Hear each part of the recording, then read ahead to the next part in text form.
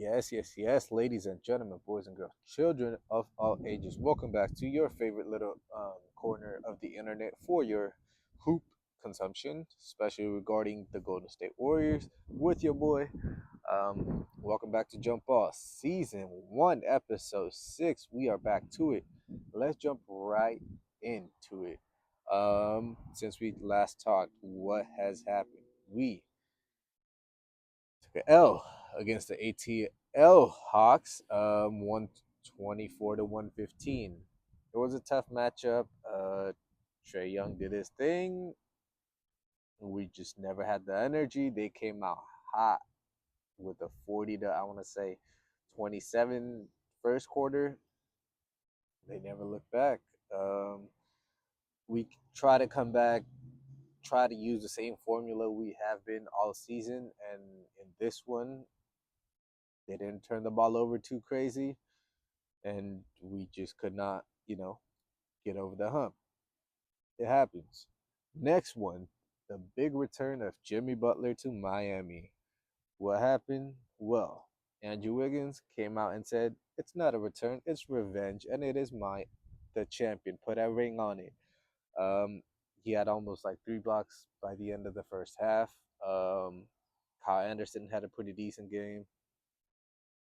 But the piece that people slept on in that whole trade debacle, the 4, 5, 6, whatever, however many teams were involved, was that you know Davion Mitchell got traded down from Toronto down to Miami, gives them that wing guard defensive presence that they lacked. You have your Tyler Hero, but he's not the best of defenders. And outside of that, I mean, guard choices wise, you don't really have much. Wings, you have a lot of depth.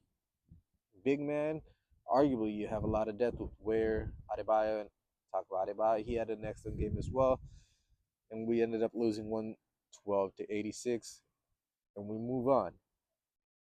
Then we played the Pelicans in New Orleans, and that one we finally came out with a win. It was not an easy one. It was hard fought. Jordan Hawkins had his game. Um, Alvarado had his block on Steph that I still do believe is a foul, but he'll never get a call as a superstar, which still baffles me to this day.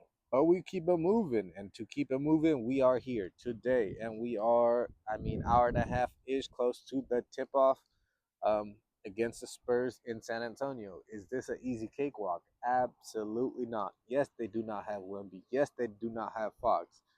They still do have that menace called CP3 down there.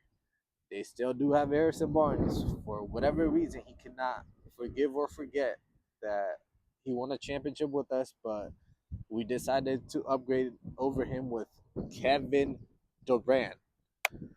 Kevin Durant. One more time. Kevin Durant. You can't be mad, dog. Like, how long are you going to be mad? It is a 10-year anniversary, and you cannot be happy or celebrate that you were a champion 10 years ago because you are still bitter in that fact.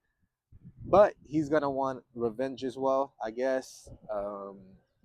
He likes to play against us. But yeah, we keep it moving. The most dangerous piece of that San Antonio roster is Stephon Castle. Yes, he is a rookie, but he is rookie of the year. And in this matchup, it's gonna be how we try to slow him down, the different looks that we give him to try to confuse him to get some turnovers rather than the double double with points and assists that he's been kind of piling up. Because after this one, boy, does it get hard on April 1st. Don't want to be April Fools, but it is against Memphis. Yes, they just fired their new coach. Yes, John Morant still can't shoot over 30% 6 years into his NBA career. Yes, Desmond Bain is, shoving Santi Aldama because I guess he ain't playing defense hard enough. But they are still a talented team, and if you take your foot off their throat, they will try to stomp back. We still trying to whoop that trick. They ain't gonna forget that part, and we ain't either. But that's just the start of the journey. After that, we move on to LA with the Lake Show with Luca. Yeah, LeBron's there, but it's Luca's show now. But the more and the best part about that game is thank the Lords that this game is on TNT and we do not have to suffer through an ESPN broadcast, through an ESPN pregame, halftime, and a postgame show. Hallelujah. It is going to be with NBA on TNT, so we are actually going to get to hear actual analysis rather than arguments, which we'll probably hear throughout ESPN all day anyway, from get up to first take. Like, oh my God, who's going to be the one to go on to move on to go win a championship? Is it going to be LeBron? Is it going to be Steph? Both with 5 rings. Whose legacy is it going to furthermore? All those debates have to be starting pretty soon. But what I am concerned about, moving on, is the next night. On the second night of a back to back against the Denver Nuggets, where, I mean, it is at home, but it doesn't matter because even at home, last time around, without Jokic, without Murray, without Christian Braun, with a vintage Russell Westbrook and Aaron Gordon back in the Bay, we lost at home, even with Stephen Curry. I do believe even with Jimmy Butler. So that matchup concerns me. On a second night of back to back, the energy, like I know the vets are gonna come with it, but I do not see our bench guys coming with that same energy. If they do, and Denver, if they don't, then we have a chance. But on a second night of a back to back, if I had to give up a game, if I had to say we are, more likely to lose this game because there's no definitive losses. We are not losing until somebody beats us. That is the motto. Um, whether it's old, young, whatever the case may be, they got to beat us 4 out of 7 times, and that's how they win, and they keep on moving forward. The same thing applies to us. So, talk about the youth though. We do. Before I catch you guys again on episode 7, it is going to be the matchup against the Houston Rockets. That's the next extremely interesting matchup. There was a little bit of chippiness earlier in the season in the first or the second matchup.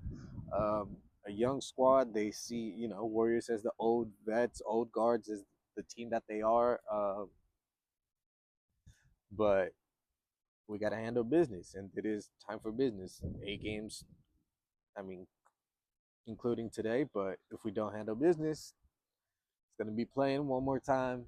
If we handle business, it's going to be playoff one last time, possibly. But we keep it moving. And we keep it moving with a quick little analysis of my 2 cents. First of all, we cannot keep relying on a 37. Yes, I said 37. Count that. 37-year-old Stephen Curry to beat all of our offense. He is 37, scoring in the mid-20s. In the playoffs, can he push it up to 28, 30? Yes, he can, but he doesn't need to do that. He needs to pace himself out. For that to happen, for Jimmy Butler's exact quotes, for them to protect Stephen Curry, somebody needs to step the F up because Andrew Wiggins is still the second leading scorer, even though he's been out of the team for 2 months. Jimmy Butler's less than a half a point away from that, but those points matters. That half point matters. Everybody else, their points matter. Jonathan Kuminga, you need to get back to your flow how you were playing earlier in the season. That last game where you were just running, blocking, dunking, that is the type of energy that we need to keep on pushing all the other guys as well, not just yourself. Moses Moody, that baptized on Yves Misi. I mean, I've been saying it's Mo Moses' season. We keep it moving. Mo Moses Moody season. Sorry, I just turned into Kendrick Perkins one last time. But my biggest two part of concern, actually, my big three, all right, to break it down, is going to be Butler, Green, Looney. They average about 6.2 rebounds per game. That's not good enough. Somebody needs to get up to 7, 8 rebounds a game, whether it's minutes, whether it's rotations, whatever it may be. We need to rebound a little bit higher. As a team, we went from averaging 46.4 rebounds to 45.6. That one less rebound is going to, disrupt flow, change flows amongst whole different scenarios. So we keep it moving. Even as a team assist, we went down from 32 assists to 29. We have lost 3 assists. Probably turned into turnovers, and that goes into losing games. Cannot let that happen. Two concerns right there, including the Gary Payton injury absence, that defensive presence on the wings, just a hounder that I love um, to see. Um, he's going to be missing. Well, soon, Gary. That's a difficult, loss because his 3-point percentage had been up this season. He had been giving us like corner threes amongst everything, always around the rim. Like I said, the primary guard always had to, be extra ready for that GP energy. Now, last but not least, buddy. When you score 17 to 18, I do believe we're undefeated. And if we are not, we have a very, very, very good record. That means we need a lot more out of you. This is not going to cut it. A career 40 average uh, 3-point shooter from downtown is dropped down to 37%. Why? Because he's shooting at not the same rate. I don't know the exact case, what it may be, but, you know, it has regressed scoring wise. I think this might be his worst or second worst scoring season since his rookie year. Just can't let that happen. That is not winning basketball. The silly turnovers. I don't know if it's a fit adjustment. I don't know what the case may be. Steve might need to find a little wrinkle on the offense to get Buddy those looks to pull something from downtown. Those wide open looks you need to pull. The reason why Quentin Post could pull 9 3-pointers in a game is because the lack of 3-pointers that we're getting from you. But it is, buddy. All love. Peace. Catch y'all on the next one. I hope we win.